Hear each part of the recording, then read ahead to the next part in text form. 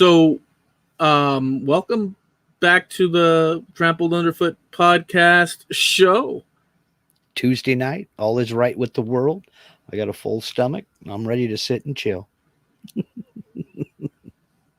Yeah, you have a full stomach, and Yeah, I do too. put on a roast beef on the smoker this morning. This is going to drive some people nuts. Put a roast beef on the smoker this morning, and it got done way too early. So just spent the last couple hours kind of sitting here, half in a food coma, half not in a food coma. Had my sister-in-law over for lunch, and all is right with the world. Well, cool. Hi, Janet. I know she listens. My sister-in-law does listen. So she's the one. Okay, well, hey, Janet, how goes it? You don't say. No, I don't. So I guess I wanted to see what comes to your mind, because we're all about on this podcast talking about everything. Basically, I guess you could say selfishly or not, that we enjoy ourselves in our lives and our history. So things like pop culture of, let's say the 60s, 70s, 80s, and beyond, reminiscing on certain, funny things that occur in life and little lessons that we learn, because it's all, in my opinion, and I don't know if Mark agrees with me, we're all playing it by ear for the most part. Everybody starts from zero, and with the help of society, we have all these, like you woke up in the world and there was cars and TV shows, and such, and like flushing toilets, hopefully.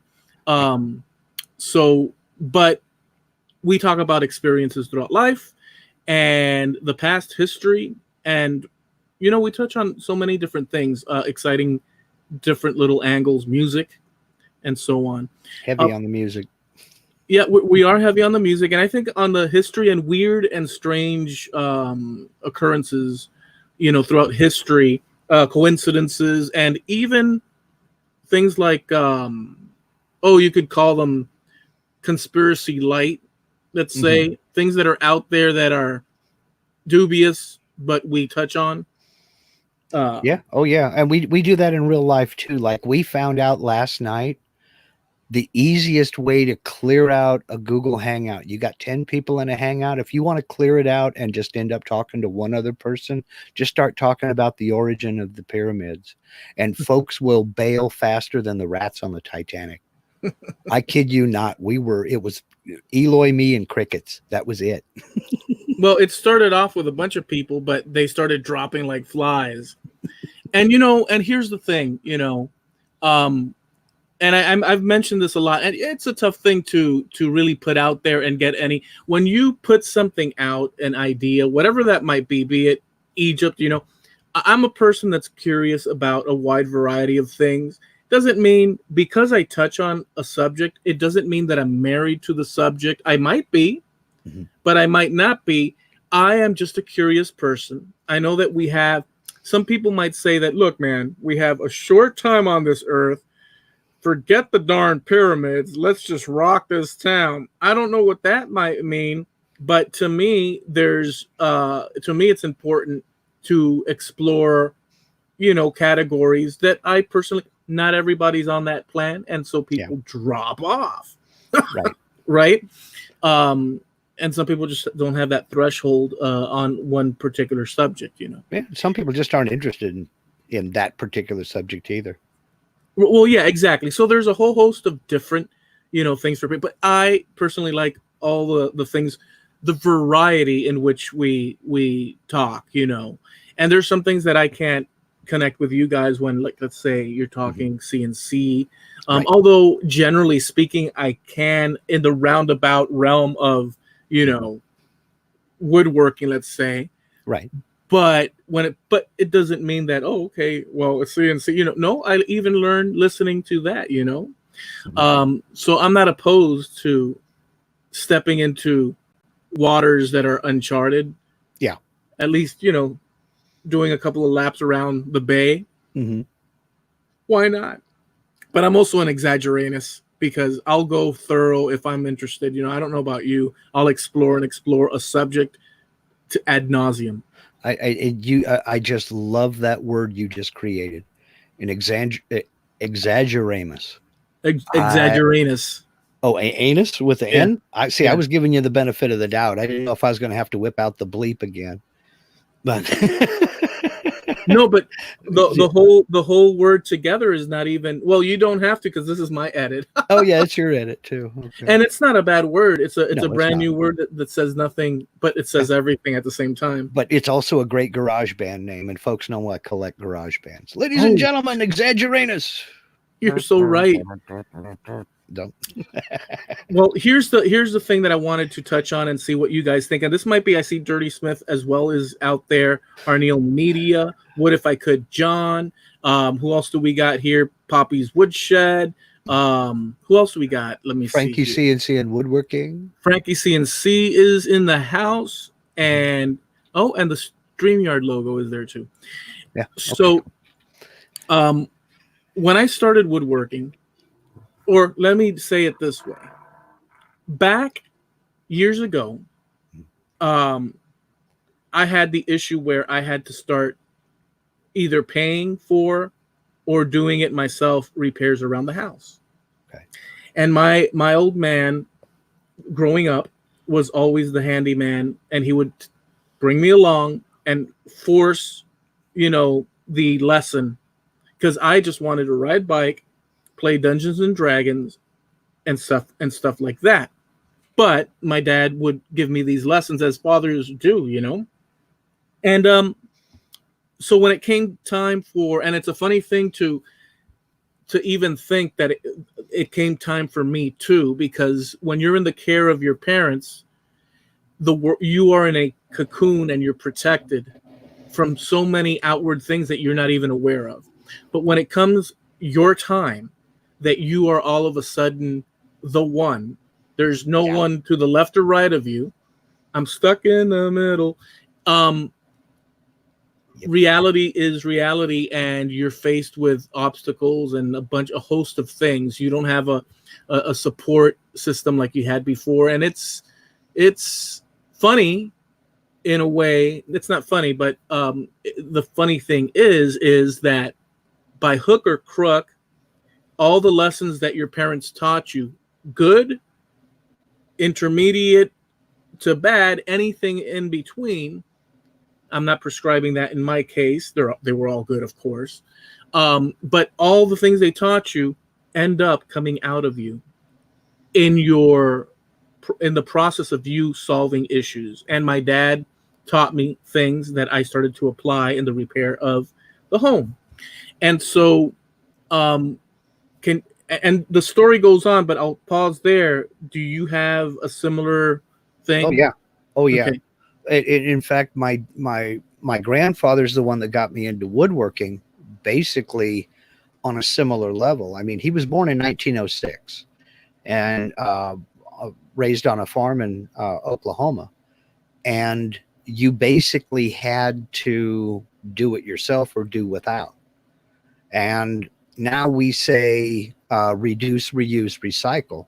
Back then they said use it till it's used up. And you only threw something away when it was just absolutely, completely not usable for anything. He said he was 26 years old or 27, something like that, before he bought his first pound of store-bought brand new nails. The only nails he ever used were nails that had been pulled out of other boards, and he would straighten them out and use those. They just couldn't afford to buy nails. So coming out of that and learning how to do it yourself and fix it yourself, and along with my father, I mean, that's where I got into building bicycles as a kid and working on, lawnmower engines and stuff. And then eventually, as I got older, getting into working on the car and everything. And it wasn't a case of take the car down for an oil change. You did the oil change in the driveway. You didn't take it down to the shop and have brakes put on. You went to the parts store, bought brakes, and did a brake job yourself. My mother used to get mad at me because every vehicle or every motor I ever got my hands on a Saturday, I'd be in there on the kitchen table with newspapers all over the place rebuilding a carburetor. So it was, you can't afford to have it done. You do it yourself. So I'm with you on that score. Yeah.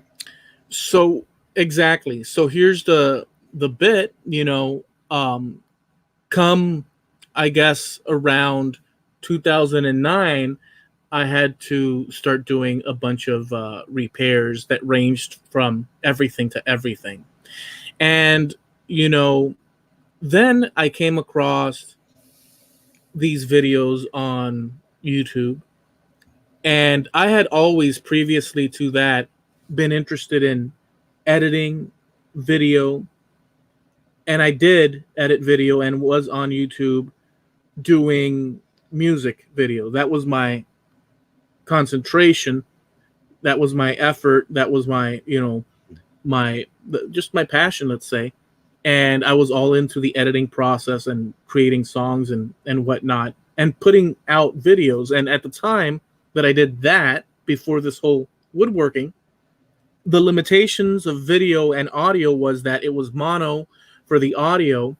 And I started in 2006 with YouTube.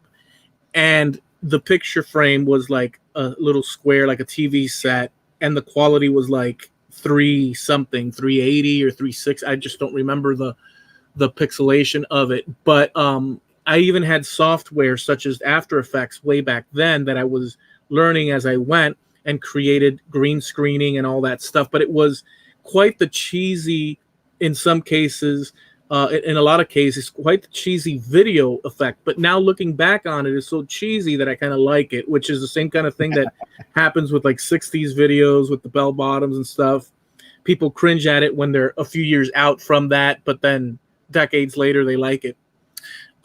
So going back to this time, I ran into these woodworking videos, and I noticed in particular, and I'll be upfront with it because I've mentioned it before, but I saw Jimmy DiResta video where he doesn't say a word. Mm-hmm. And he builds this like chest for a wedding, no words. He just builds it. And I saw that, and I remember that I was doing my music stuff and doing the woodworking stuff around the house and just handyman stuff in general. And I said, well, wait a second. This is an interesting angle because it's art. What I've been doing is a form of art as well. I didn't see it as that. I saw it as, let's just fix things. But then I saw these videos and I said, you know what? I'm going to go ahead, and I like the idea where the guy's not saying anything. Although I didn't follow that theme, but I did in many of the videos. I have like over 500 videos, and this is not an ad for myself. I could care less. People do what they want. That's my attitude as of late, let's say, which one should not say out loud. But so anyways, I started doing videos, but with the intent of just doing it because I was documenting and enjoying that process. And it wasn't until Shogun Jimmy and a gentleman by the name of Mike Mara reached out to me, and they said, hey, let's participate in the community. Let's do some collabs. And then collabs started to, and I said, well, no, I really don't want to. I'm not a community kind of guy. I'm a very loner type guy. And I truly was set about on that journey of just me doing what I did without considering collabs and this and that. But I started doing them because of the request. It was such a nice thing for him to offer. And I'm not a complete jerk, like if somebody does something nice, you're like, oh, well, of course, so, and then you do a little bit of effort. And so all of a sudden from that, it's become all this where there's interconnection with people that do creative things with wood and other materials. And I just find it an incredible experience. But, and this is going to round off my thing and see what you say. As it went on, I saw the possibilities of, having the channel make money. And I started to do the videos as much for the creative process as for, okay, well, this will work for this, or look, and I did a lot of videos like that. And then at one point, it was very nice and working out on an upstream, and I saw that, and I was hooked with that idea, that concept of that, oh, one can improve, there's more views and more visitors coming, and you're getting more revenue. And then there was a collapse with YouTube, the ad apocalypse and whatnot, and they changed up the whole sort of ecosystem, where you'd put out a video that was completely benign, and they'd say, "Boom, this video may not be suitable for most advertisers."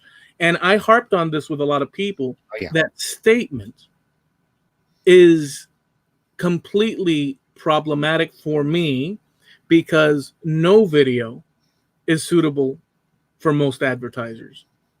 It just is not. There's no video that you could say is suitable for most advertisers in the concept, in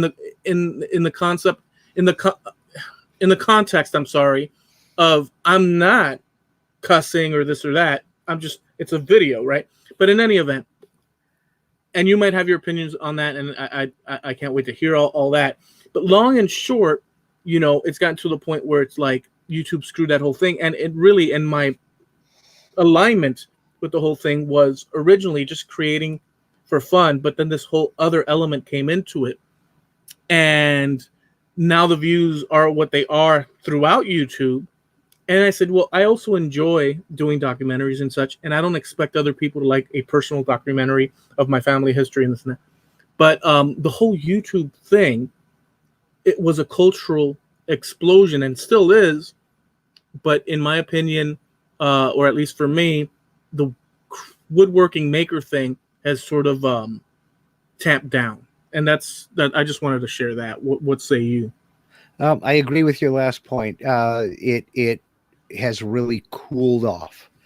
I never was really a quote unquote part of the maker movement, because if you go and you look at my channel, I mainly instructional tutorials for specific software. And so I do long, boring videos, and I'm the first one to admit it. And I know it because I'm the guy that records it, edits it, uploads it, and then does the closed captioning. So I know they're long and boring. I get that. I got into it. I started my channel in 2010. And at first, I used it like probably most everybody else did. It was just a way for me to share videos with a large number of people. I was hot and heavy into building cigar box guitars at the time. And if somebody had a question, and I started noticing when as more people got into building these cigar box guitars, more people had the same questions. So I started thinking, well, maybe I should put out a couple of small videos rather than answering this question in text over and over and over again. It's easier to give somebody a link and they can go look for themselves. And so I did a couple of videos like that for a cigar box guitar forum that is still there. Those links are still live. So those videos are still on my channel. And then I got into CNC routers and started working with this software. And I started noticing in the group that I was traveling in online, as more and more new people came into the hobby, they had the same questions over and over again. So I started recording videos answering those questions. And then when somebody new came along and said, hey, how do you do this? It's easier to give them a link to a video than it is to try to type out a long explanation in text. Right. So if you go to my YouTube channel, you don't see a lot of how-to videos on making projects. There are a few. And I did a big, long series on building a CNC router, which is there. But most of it is software tutorials. So I never really got in and became friends with people who were quote-unquote makers and in the maker movement. But even just in the periphery that I've been in, just kind of on the outside looking in, I've noticed that at first we're talking about 2012, 2013, maybe 2014. It took off like a shot, and it went straight up. 2015, 2016, it was still headed upwards on a steep incline, and everybody was getting involved. I was still oblivious to most of this. My only interaction with anybody in the maker community was just through YouTube comments. I didn't know anything about Facebook groups. I didn't know any of that stuff. So by the time I went to my first woodworking event to meet quote unquote makers, it happened to be in Atlanta in 2017 for the woodworking show. And unbeknownst to me, everybody was there. I mean, almost not quite, but almost all of the bigs were there. I mean, I got to meet Jimmy DeResta and I got to meet Izzy Swan. And I spent a lot of time walking around starstruck because here's these guys that are kind of like TV celebrities to me that I'm actually getting to meet and talk to in person and finding out that these are just regular guys. But I still wasn't really a part of it. I was still kind of that fan who was trying like heck not to be that fan. You know what I mean? Mm-hmm. Yeah. So I never really got inside until long after I got back from Atlanta. And then actually, I met you, and you kind of brought me further into it. You Okay. kind of gave me some street cred with some of these people. Did I? Yes, you did. Well, I'll take the compliment, but I And, don't. you know, I don't know if you remember, for instance, Jamie Page. I met him in Atlanta. Didn't have a clue who he was. He didn't know me from Adam's Cat, but he does remember meeting me. I met Carl Jacobson there, and I joked to him that, you know, he lives about 3 hours, 4 hours to the north of me. I joked with him about I had to go all the way to Atlanta to meet a guy from Sherwood, you know, and turns out we went to the same elementary school, not together, you know, a few years apart. But he knows the area. He and Robin come down. We've had lunch a couple of times, and they're good people, you know. But I didn't know any of these people at the time. But much like you, I have noticed the trajectory went way up. And when that adpocalypse with YouTube happened, suddenly the woodworking community and the maker community got oversaturated. Saturated? Yeah, saturated. Yeah. Anybody who could open a box and pull out a few tools was making a channel and hoping to be the next person to get rich off of these millions of YouTube views. And it just isn't that way. And when they changed the criteria for monetization, number one, a lot of people dropped out and just gave up. And we know some who have done that. Other people just quit trying so hard. But I think another thing that we're not taking into account is a lot of people burned out because it is a grind. It is a full-time job. I mean, that's what I'm doing. I'm retired. I don't have a full-time job. I'm doing this. I'm doing the podcast weekly with you, and I have my YouTube channel, and that's what I do. And I'm enjoying the heck out of it because it still is fun for me. Much like you, I wanted to make videos. They weren't music videos, but I've always wanted to be the guy behind the camera. I enjoy editing. I want to shoot the footage, edit it together, put it together, and make a presentable product and put it out for people to see. I enjoy that part. I never wanted to be in front of the camera.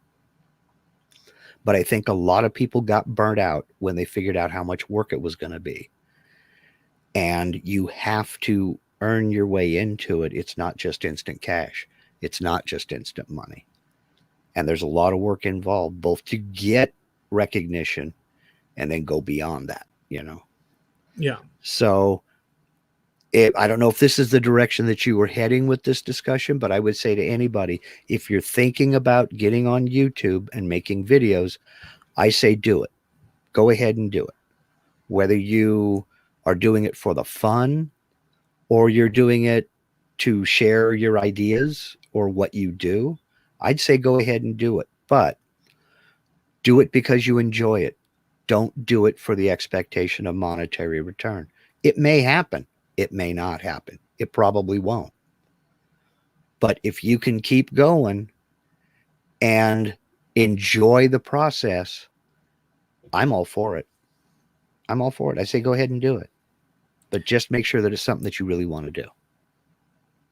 There's also a secondary or multi-level, you know, sort of things you could point at. You could basically consider it like I do as documenting of sorts.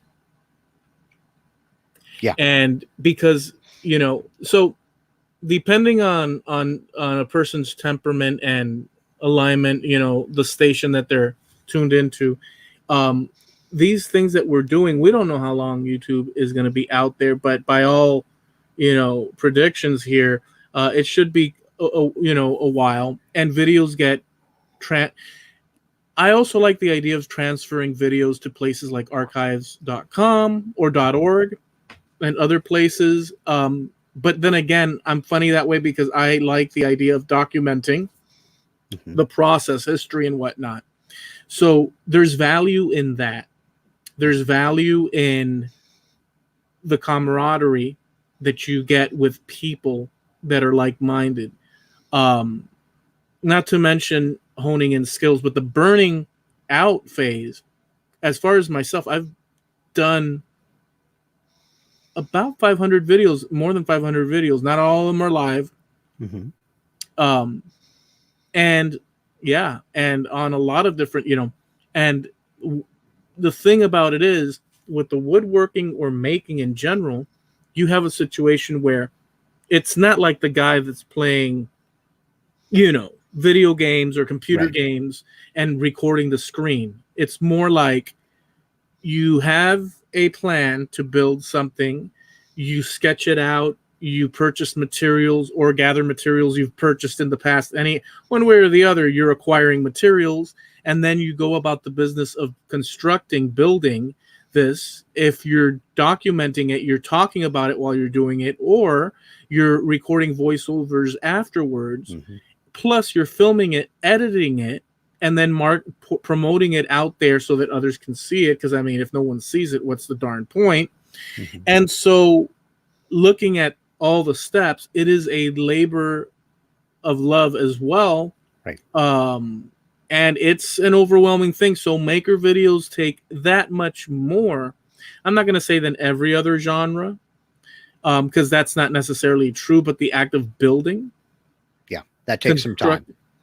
Yeah, it takes some time. So, or you could do what Duresta does and you flick on the camera, just take shots, and when you're ready for the next step, you take that camera and you put it in another spot, and then you speed the whole thing up, toss it on the thing, and whoever likes it likes it. If you don't like it, see ya, that's okay, no problem. There's all that.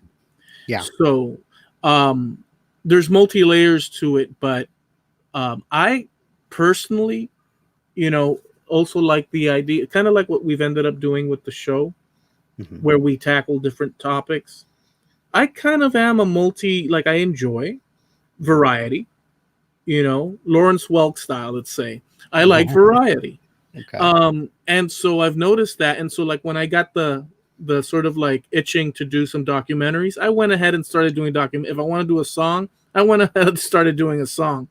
It's not like one's getting like, it's not like the idea of offending people for something that's benign or scaring them off because it's not what they want. I can't control that now, can I? I can try to control it. And an obvious thing is that if you're a woodworking channel, you do woodworking, but not in my case. For hooker, for better or worse. So, I've decided on, at least currently, that I'm going to do how I want, which is not far from what I've done from the beginning, but that's why I've ventured off. And that's the way it's got to be. That's the way it should be. If you want to make videos, you got to make the videos you want to make. Now, I kind of pigeonholed myself into this early because what I didn't realize is that I was limiting myself big time. I've chose some software that not the whole world owns. I get that. That a software that services a machine that not the whole world owns. I know that too. Nobody is more surprised than me at the number of people who are watching my videos. I'm just absolutely amazed by it because I didn't think that many people would be interested. And I really honestly started this out just to answer the questions that I kept seeing over and over and over again. But I also have learned by watching other videos and participating in live streams and everything that you get known for doing one thing. That's what people want to see. That's what they tune into you, and that's what they watch your videos for, is to see that one thing. Now, I'm doing software tutorials. If I were to go out and build a coffee table, I would lose a lot of my audience simply because that's not what kind of channel I have. If I were to start doing documentaries about Crater Lake, which is 90 miles from me, I would lose viewers because that's not what this channel is about. So if you are, it depends on what your priority is. If your priority is making videos for the sake of making the video and putting it up online because it makes you happy, then the subject isn't important because you're making it for you. If your priority is channel growth and the hopes of creating an income, then you have to watch what resonates with the crowd and what doesn't, and move towards what's resonating and stay away from those topics that don't. So you're going to have your nose buried in your analytics to see what worked. Did this color font on the thumbnail work good? Did I lost people right here? What was I doing? Oh, it was a steady shot on the camera and just me talking. That I shouldn't do that anymore. You've got to do that if you want growth to generate an income. One of the best reasons I ever heard for starting a YouTube channel was a fellow maker. His name was Shane Cole. And he told me, well, he told a bunch of us in a hangout one day that his only reason for posting videos at all was for his great grandkids who weren't even born yet. He wanted his great grandkids and generations after that to know who he was, to be able to see him, know what he sounded like, know how he acted, know what his mannerisms were. And Grandpa built this, and I can tell Grandpa built this because there's a video of him building it. That was his only reason, was so future generations would have some frame of reference and know who he was. And I thought that was killer. He doesn't care if he ever makes a penny off of a video. He doesn't care if anybody watches it. The people he cares about, the people that he cares about are watching him, and that's good enough for him.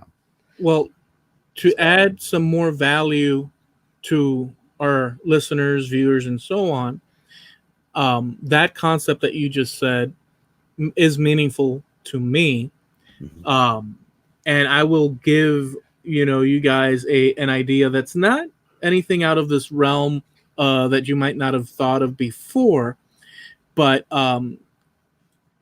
in respect to what Mark just said about memory and whatnot, I like the idea of printing out books where you have your work in a very cool book you could open up and skim through the pages and see the jobs that you've created, projects and whatnot.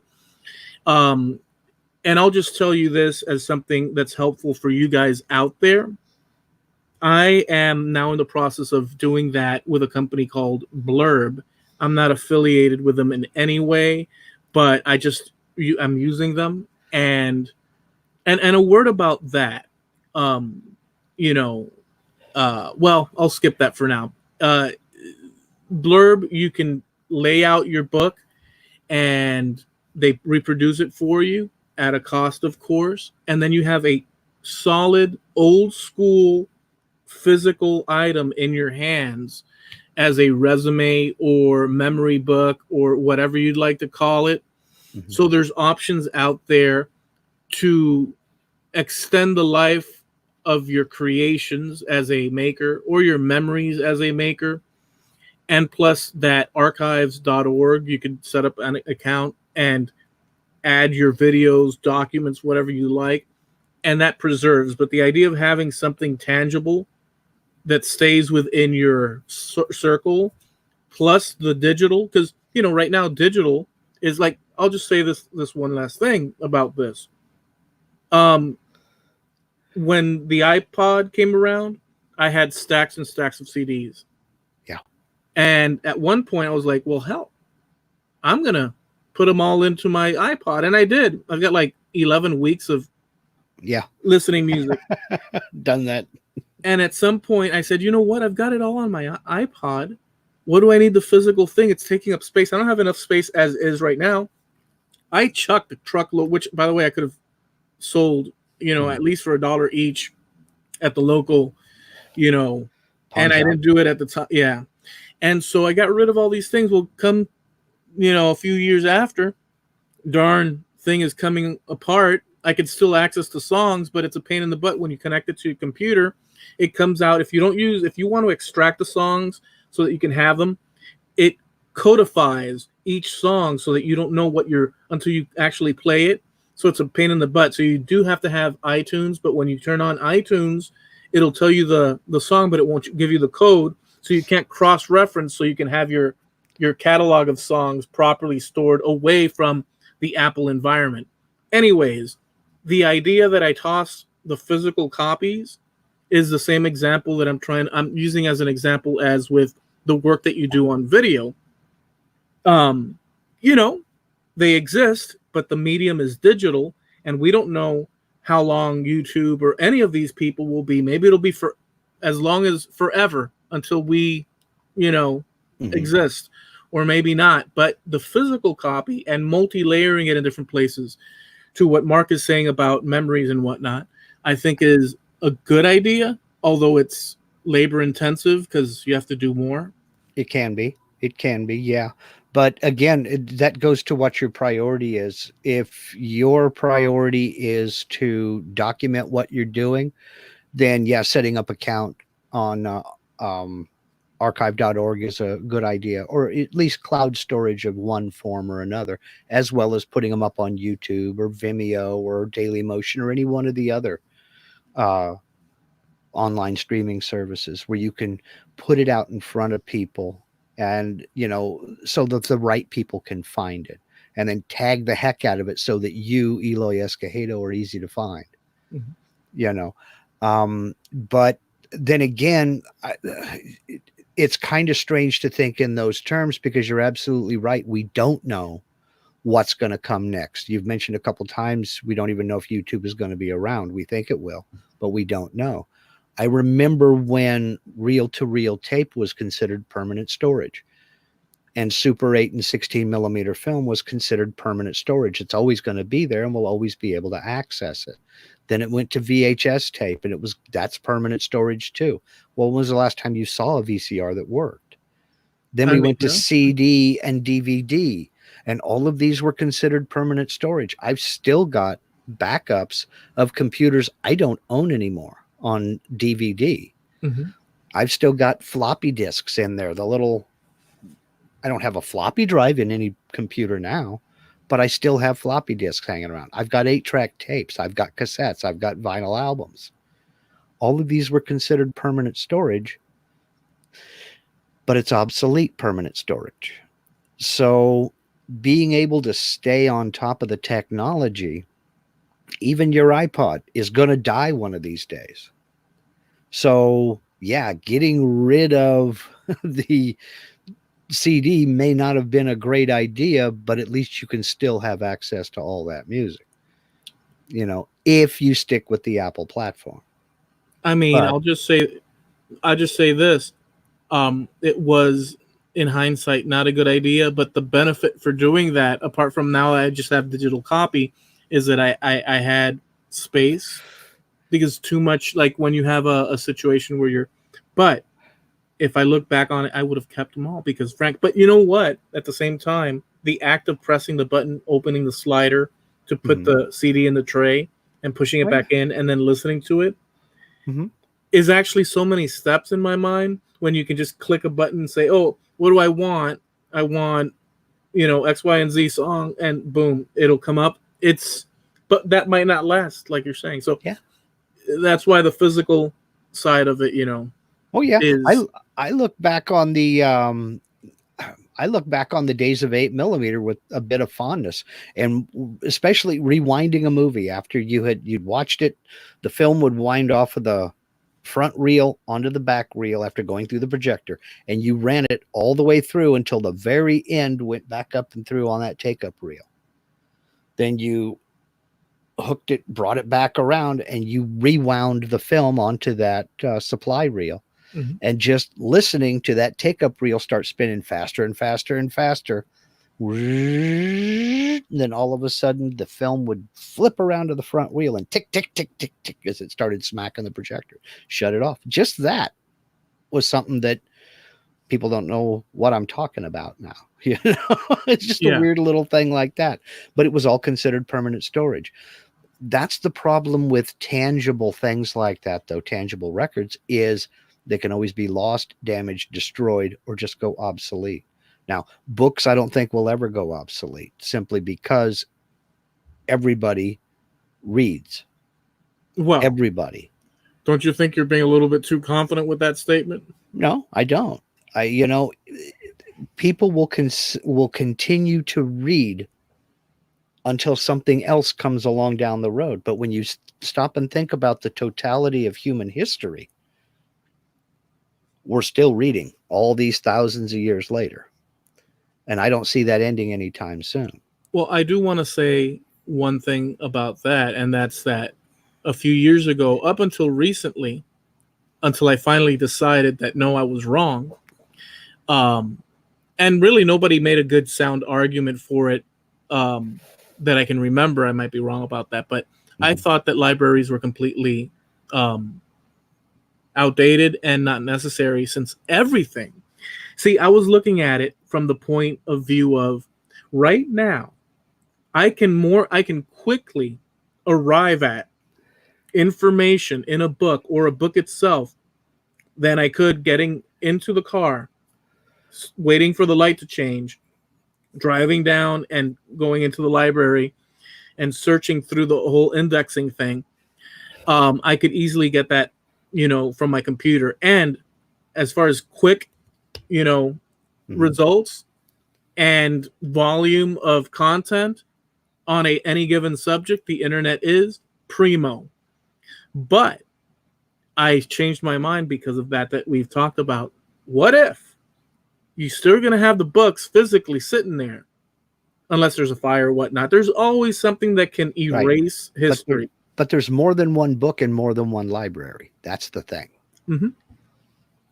So I changed my mind on that. Well, I did too, because I can remember you and I having this discussion on one of our first episodes. Are libraries a thing of the past? Are they obsolete?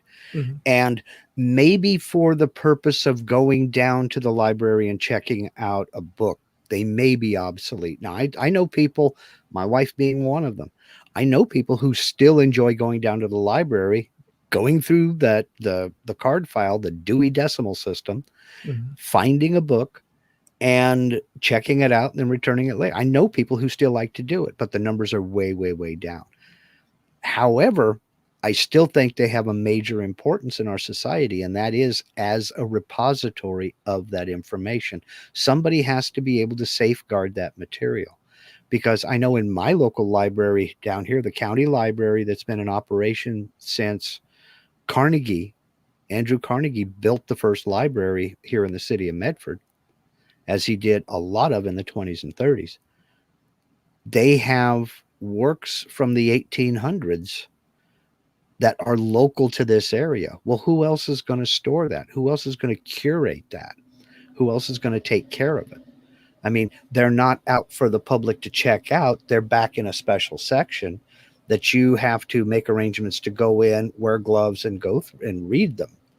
And they don't leave the library, but they are still curated. They're there, they're kept for anybody to go in and check out if they want to research something that isn't digitized. And as you're finding out through your ancestry and your genealogy searches and what have you, these old documents that are in some of these places. I mean, I don't know if you've told the story about the gentleman over in Europe who went to the Canary Islands and found documents related to your family there. Well, I'll mention that. There was a gentleman, I'll mention it might as well, so there's a whole world of people that are interested in different things, from sewing to, I don't know, paper mache to whatever you like to say. And then there's this whole genealogy group of people, which is what I'm aiming at here. And I've been doing the family research, and there's this way to, reach out and message people, even on those ancestry genealogy sites, private message them. And I messaged a guy because he had similar surnames. And he messaged back and forth. He said, well, you know what? I'm going to go visit the Canary Islands. And if you give me what you have, I'll check for you. And I said, well, heck, that's freaking awesome. And I gave him the information. I didn't hear from him for like a month and a half or so. And then one day I get an email and I see that. And I was on the phone with a cousin of mine at the same time, or I think it was my aunt or somebody on the phone. And I saw that message. I was like, holy smokes. You know that feeling when you have two things going on and you're like, oh, something good's going to be, on the other side of that. And so that excitement. And when I opened it up, after my conversation had ended, I see a multi-paged going down list with explanations, numbers of pages and books and indexing, all preserved about my family, the branch that was Canary Islands, Spain, and telling the story of certain people's lives, links where I can find out more. I've not to this day gone through most of it. Like I've gone through like a percentage of it and really examined the situation. And so those are documents that are preserved. And by the way, thank you to that gentleman for your kindness, because I said, whatever you need, please let me know, what I could do in return. And, he was like good with it. He did that out of the kindness of his heart. Incredible. And these are documents that have been stored for hundreds of years. I mean, how far back did they go? This gentleman went back into the 1600s, I believe. I don't remember the exact date, but the 1600s. So that right there drives home to me just how important libraries are anymore. It's not just the books that are coming out today that you can check out, It's the repository of the information that people in the 1600s put in there. I mean, that just boggles my mind. I do want to say one thing, though. There is a caveat to all of this. And this is a little bit more esoteric and whatnot, but not really. It's kind of, so you write something in medieval England or early medieval England, or even and a few hundred years out, all the words are different. And then you have new jobs being created because there's people that are dedicated to transpose and translate all this information. Yep. So you can actually process it, current times. And we very well, we don't see what we assume, and this is a bold statement, but what we assume is that the present course of things will continue to be tomorrow. Right. And it's a fair assumption because it's all we have to, and we need some stability in life. But the truth of the matter is that tomorrow we do not know. Sure. Literally. Yeah. And so maybe a few hundred years out, we'll be talking click clack. We don't know. Now you're getting into my neighborhood because I am that word nerd. I am that word guy. I love that kind of stuff. I like to look up. I mean, we did it just before we went live here. So somebody said pterodactyl, and I jumped in real quick and I found the definition and where it came from. For those who want to know, pterodactyl means winged thumb. That's what it breaks down to from the Latin. But for those who don't want to know, too late, you now know. And that'll stay with you forever. But I love the development of the language because you're absolutely right. If we were transported in time back to about the late 1700s, we would be just fine. There's some differences, vocabulary differences, some stress differences, Reading would be a little bit more difficult because they had letters back there that we have dropped from our alphabet. If you went back to the 1500s, it would be difficult because, we're talking about Old English.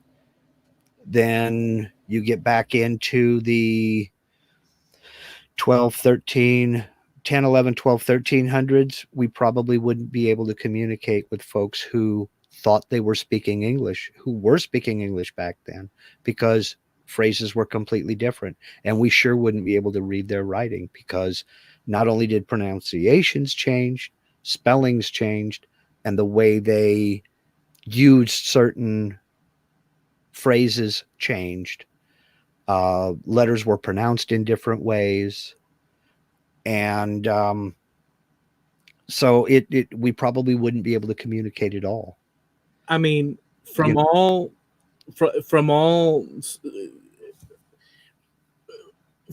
indications that I said about the Canary Islands, just to Mm-hmm. that line of people were Portuguese. Mm-hmm. And in fact, I wouldn't be really speaking Spanish. I'd be speaking Portuguese if that had continued with the changes of the tide throughout time. Uh-huh. You know what I'm saying? Is a incredible thing. So we don't know what we'd be speaking a few hundred years out. No. I mean, and there, well, the most used language on the internet right now is Chinese, Cantonese. Yeah. That is the most used language on the internet, just by the sheer number of people in China who use that language online. Yeah. So as the quote unquote world gets smaller, as globalization comes along, the prospect and the possibility of our language changing to not only accommodate foreign speakers, but foreign influences coming in, because English is that way. English is basically a Germanic language with Latin influences. And one of my favorite quotes I've ever seen, the language loves to rifle through the pockets of other languages looking for loose verbs. Because we do. We take words from other languages, kind of Americanize them or Englishify them. I'm good at creating verbs myself. We change them to our pronunciation and off we go. 40 years ago, you would not have heard the word taco or burrito as often as you hear it now. But because we have that influx of Hispanic people coming in from the South, it's more and more commonplace. But we have also taken their stresses off of the rolled R. We've taken that away, and we've made it easier for native English speakers, American English speakers, to say the word. And it happened naturally too. Yeah, big time. I mean, a lot of the words that we're using now would not have been recognized at all in 1900. And that's just a short 100 years. Well, 120 now. I mean, places like that are so obvious, like Los Angeles. I mean, it's more natural to say Los Angeles than Los Angeles. Yeah. Or Colorado is actually red. Mm-hmm. The word red in Spanish, Colorado. Mm-hmm. But we adapt, and some people in Colorado call it, what is it? How do they say it? Colorado. What do they say? Well, but that's a regional dialect too. I mean, you don't say Wisconsin in Wisconsin. You say if Wisconsin. If you go to into the South, do you have to say, do you have to go? If you go somewhere, do you have to say, "Hey, I'm in Colorado now"? Do you have to adapt in that fashion? That's all up to the person. But one of my best buddies, the first time I was in the Army, Victor Richards from Americus, Georgia. How you doing, Victor? He's the one that told me the proper way to pronounce Georgia. And I just said it wrong, according to him. According to him, it's pronounced Jawja. Georgia. Georgia. Mm-hmm. But that's how he said it. Well, there was a funny thing in in a movie, and I forget the actual. Oh, and I told you about this, and I'll just say this to you guys because I don't know if you've seen the movie Walk Hard. And I know we talked about this earlier, Mark. Maybe like last night. And it's the life of Dewey Cox. And for you guys that like sort of like funny, sort of slapstick, tongue in cheek, I highly and music. They take this guy and just transpose to him all the themes of famous musicians' lives in the context of his life from the early 50s on through into modern times. And he starts off as, like, let's say Johnny Cash, and so he's like doing the Johnny Cash, and his life experience is kind of like the same as Johnny Cash. Then he gets into like a Beatles era, and then it continues on and whatnot, and it's hilarious. But in one of the he's a Southern guy. His name is Dewey Cox, and he has Yiddish producers, right? And it's hilarious because it's things that don't even make sense, you know. And the Yiddish guy, you know, said something to the effect of, well, it does make sense, but at the same time, it's just funny, putting people in funny, you know, with common, I guess, I forget, I can't recall the word to use, but you get the point. Just putting people in funny situations from different ethnic backgrounds as well, but done in a very fun way and non-offensive way either, you know. And that's another thing for you guys listening to us, you know, in the year 2020, 3000, 5009. There was a whole thing about offending and being offended. Maybe at that time everybody's connected to a hive mind, so there is no personality, and it's all like transmitting electrons. Well, if that ever happens, YouTube will just be deleted. So because there's nothing on YouTube that's not going to offend somebody. Oh, in any event, so the Jewish guy, you know, he's visiting Dewey Cox because he's just gone through the problem of, you know, like Johnny Cash that went and got arrested and was in jail, and Dewey Cox is there, you know, he's like, you know, I gotta get out because I gotta do this and that, and the Yiddish guy says to him in American English, or English, I was gonna say American word, an English word, and but with his accent, and Dewey's like, what? I don't get it. And then the Yiddish guy with his accent turns completely Southern and says, I forget the word, I wish I could so it would be funnier, but and then he gets it, you know. And it goes to what we're saying, that people with different accents and different locations might totally not, you know. We got a foreigner here in this area. Yeah, that's we got a stranger around here. Yeah, I think that's I think that's the official greeting in South Carolina. You ain't from around here, are you, boy? I think that's the official greeting to somebody from out of state. Yeah. And just for the record, Yiddish is the language. Jewish is the right. Yiddish is a that's language. The language. Yeah. No, yeah. But yeah, I don't know. It kind of came home to me when we were stationed over in Germany, and people, I don't know what it was about my wife and I, but people would come up to us and ask us directions, and our broken German that we were trying to learn, we would try to help them out if we knew where someplace was. Yeah. And I had more than one German person ask me if I was from England. And I don't know what about my speech made them think that I was from England. But I also had 3 separate people at 3 separate times in 3 different cities ask me if I was from Poland. And I don't know what about the way I speak would give someone the impression that I was from Poland for sure, or from England. But it was just one of those little strange things, because I don't know what it is about me that made somebody come up and ask me for directions when I barely know the city and I don't know much of the language, but just for some reason I had that face that people wanted to come up. How do I get to the post office? Don't know. I don't know. That's hilarious. You know, it's a funny thing. And we have talked about this particular thing, and I'm sure that people out there have had this happen, and please do chime in if it has. I mean, give us a break here. Tell us, because it's a weird thing, I think, but it happens. I know, Mark, it's happened to you.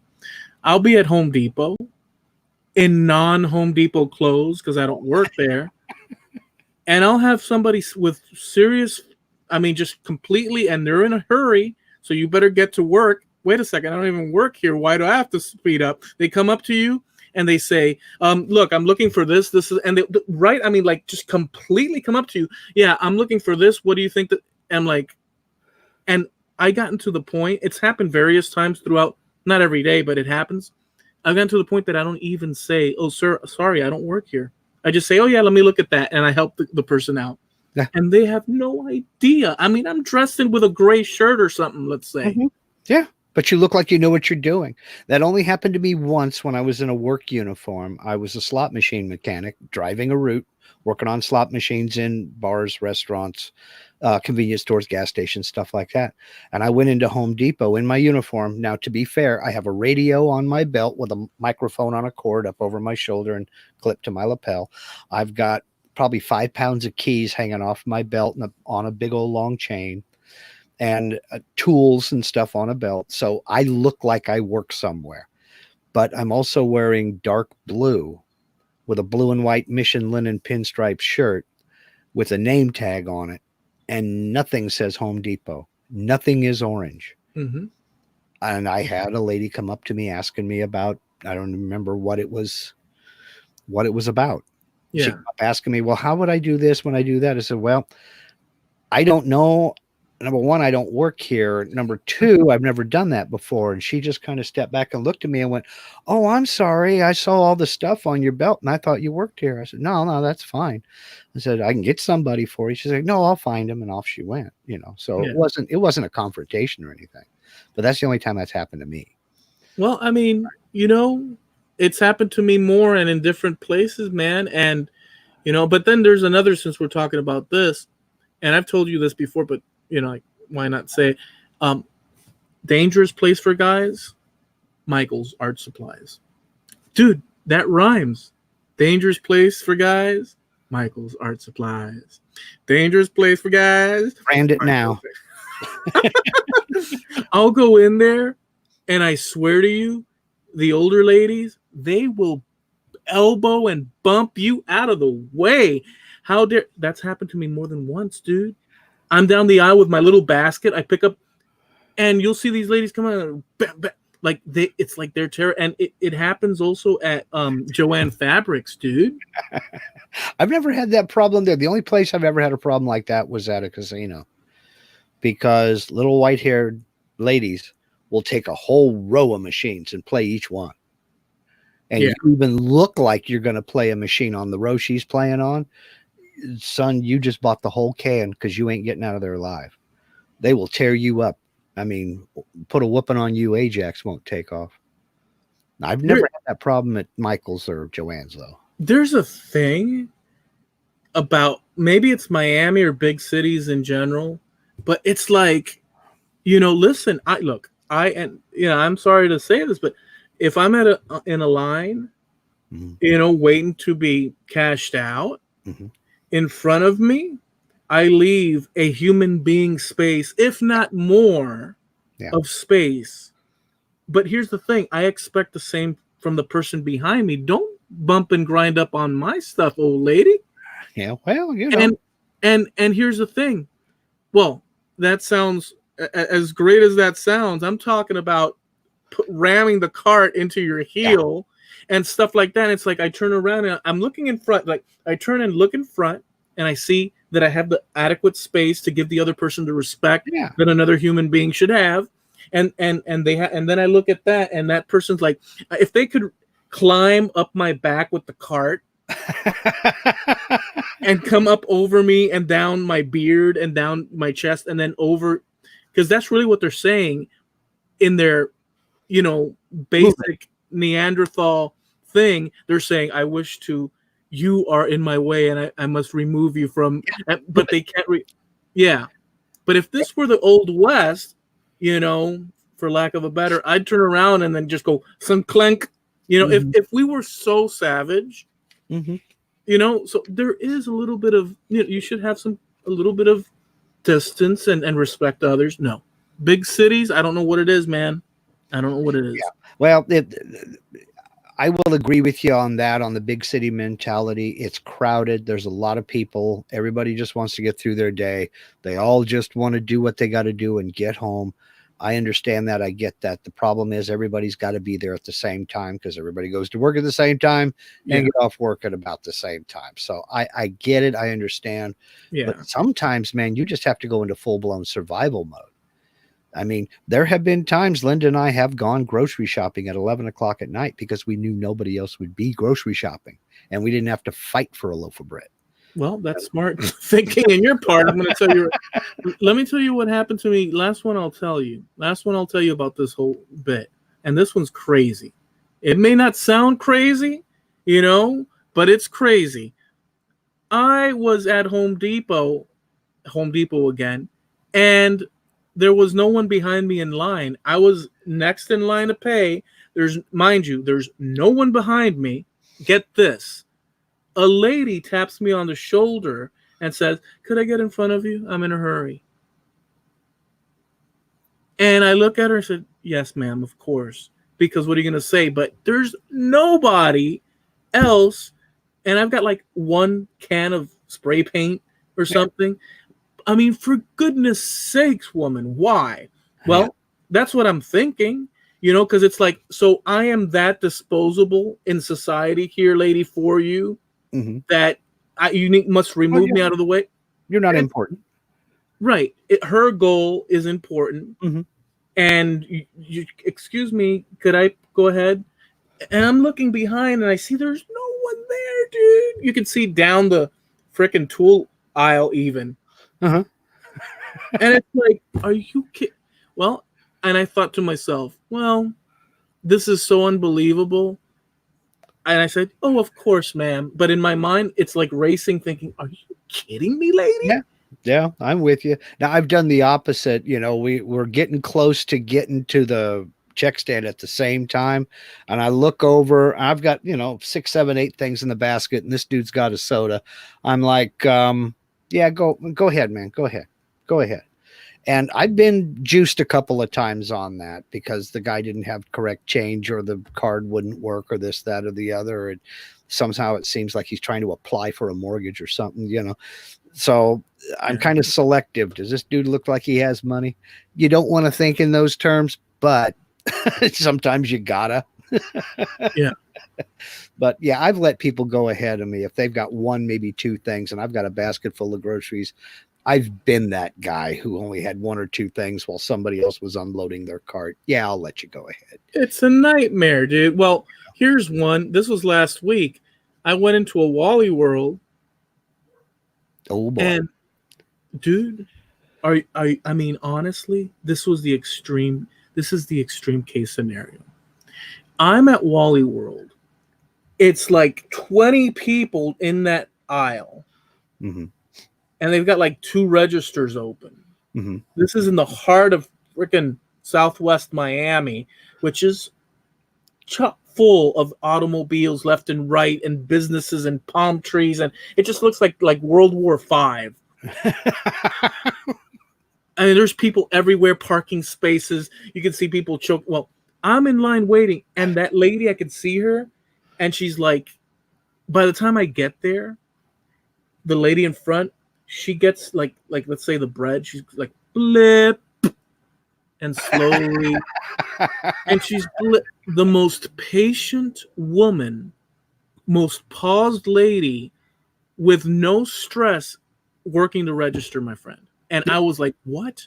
And she did the same with me. But by the time, here's the catch. By the time it came to me, her piece transferred to me. And I was completely accepting.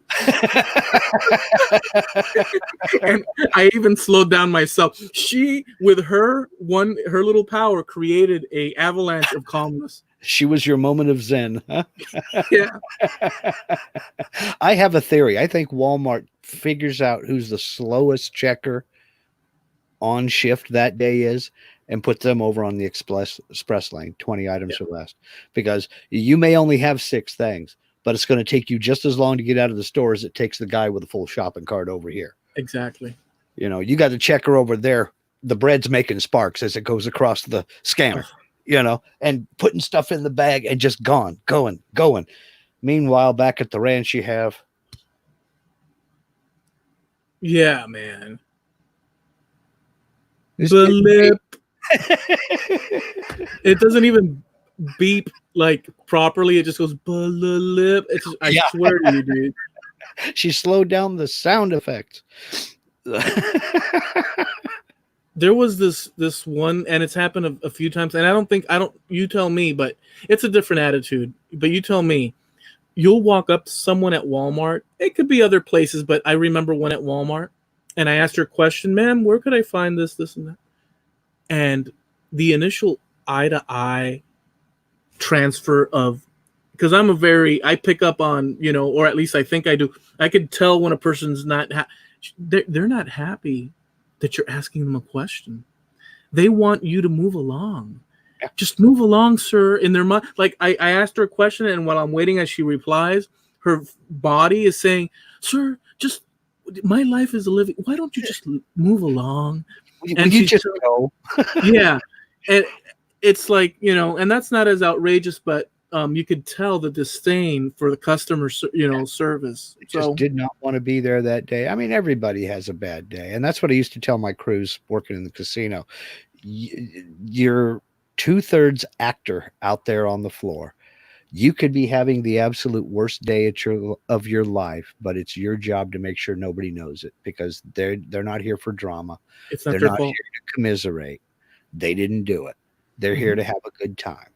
So you've got to paste on a plastic smile and get them what they need when they need it, to the best of your ability.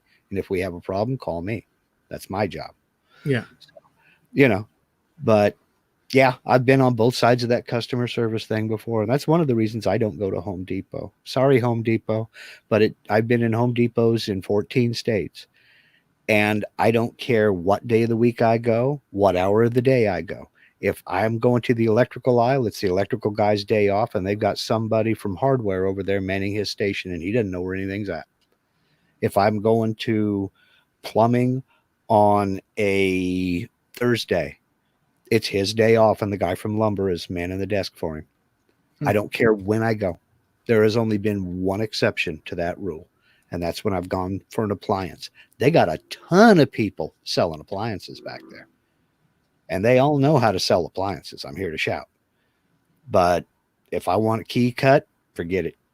They don't know how to run the machine, because that guy's off that day. See, it's a funny thing, but for keys, I go to my not always, but for the most part, I go to my local hardware store, because it's localized and it's like right there. You might have to wait a little bit, but it's a small shop. And I go in and say, "Hey, I need a key," and it's better because those lines at Home Depot for the keys. Yeah, I do that now. I go to my local Ace Hardware right down the road from us. Yeah. So, but you know, well, we kind of went all over the place, from YouTube channels to waiting in line at Home Depot. But what the heck? That's what we do. Well, I mean, that totally is what we do. So, I think that the folks out here enjoyed it because they had a bunch of comments. Jim Dockrell said, I left the full carts at the cash line at Walmart because the line was long and they wouldn't open another." And I totally agree. Sometimes you just have to, you know, let go of that cart and walk out, man. The only problem with that is around here they fixed that. I don't know if you've got them up there in Canada yet, Jim, but around here they've put in a whole bunch of self-service lanes. And you know, it's getting to where the lines for the self-service lanes are just as long as the line for the cashier. So, but I'm here to tell you the two best kept secrets in any Wally world: the jewelry counter and the sporting goods counter. You can pay for anything there at both. Now, they can't do anything that has to be weighed like produce. But if you're going in to buy 2 sodas and a loaf of bread, you can go back to the jewelry counter and pay for them there, put them in a bag, and off you go. Yeah, I mean, or you could grab a half a dollar extra and just plop it on the. Ma'am, you're so darn here. You know, keep the extra change, and then run for the doors, and they won't do that. You gotta have a receipt to get out. And they'll try to tackle you as you go, and you can say, check the film, and they just run through the parking lot. I mean, at some point, it gets to the point where you're like, for goodness sakes, this is not that complicated. It's not that that is not that complicated. I'm with you. That is not that complicated.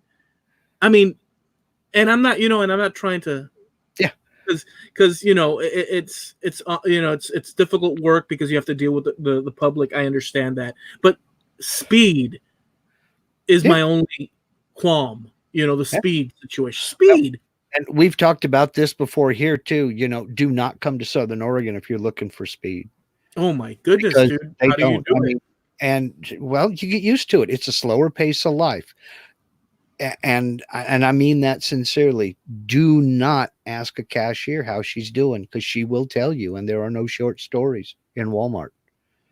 I mean, they will take your item, scan it, and just stop and lean forward and finish the conversation with you. Oh yeah, well, I do that too, and this, that, and the other, and put it in the bag, and then scan a couple more and stuff. Well, I was telling Lucinda about that just the other week, and then put it over in the bag. She went over with that Daryl, and you know how Daryl is, and just I don't even know these people, but they'll do it. They'll talk to you. And just, bye now, you have a good one, and I'll see you next time. How you do it? And the people behind are getting upset because they're going to go through the same thing. Are they? Do they get upset? Oh, no. So then even people there, see, no matter where you're at, when people are in a rush, just ring me up. Here's the look. I swear to you, just put it in the bag, please. Let me get out. Let me get out. It's so simple. Well, I guess I could just say that we ain't got no place to go here that you need to get there that fast, except maybe court. Well, and if you're stopping to Walmart before you go to court, you're kind of asking for it. I need a suit. Ma'am, I'm looking for, where are your suits? You're just kind of hosed. The one that has the printed bow tie on the shirt? Yeah. I need 5 of those. Extra large. Oh man, are those the Oreos over there? Yeah. Listen, I want to thank you guys for hanging out with us. We do want to also thank Harneal Media, which is our sponsor. That's Steve Nealon, Harneal Media. Hall Neal. Now I'm doing the mess up with the Harneal Media. That's my bit. Yeah, I'm stealing your harnealmedia.com. That's Steve Nealon. If you need a website, go over there, talk to him, personalized work back and forth. So check that out. And you guys, thank you for hanging out with us. We have a website called TrampledUnderfootPodcast.com. We have a button called the Wayback Machine, and you can catch past episodes. It'll make the time go by faster if you're at work and this and that. A lot of different topics there. And we also have a Facebook page. Go to Facebook, look up Trampled Underfoot Podcast on Facebook. You'll find us there. Leave us a show suggestion. Give us a like. Follow us. And just feel free to comment on anything you see over there. We post a lot of extra content over there. Whenever we mention something like a video, or we mention something we've read online, we'll put links to those various things over on our Facebook page. So look for Trampled, for those of you who can speak, Trampled Underfoot Podcast on Facebook, and also right here on the mighty YouTubes. Come over here to YouTube, look for Trampled Underfoot Podcast, hit that red subscribe button, turn that sucker gray, and then click that bell so you get a notification next week at 6:30 Pacific, 9:30 Eastern when we go live to record this podcast. So that was beautiful. Was it? You like that? It was. I mean, it was perfect. I couldn't have said it better, literally myself. Because I always get stuck with that. I always get stuck at that part about the 9:30 East Coast. And then I don't know why the idea of a timeline shift between East and West has always upset me internally. The 3-hour difference, for some reason, is too much for me to overcome. I can't. You can blame the railroads for that. Yeah, it messed up my. We should only be on one time. Can't do that. All of us, Can't do that because otherwise, because like when it's 1 o'clock your time, it's 10 o'clock in the morning to me. You would have me getting up at 7 in the morning to you would be 4:30 or 4 in the morning to me. So no, thank you. Yeah, that just ain't going to work. So all right, guys, peace out. Catch you next time. All right, take care, y'all. Have a good one.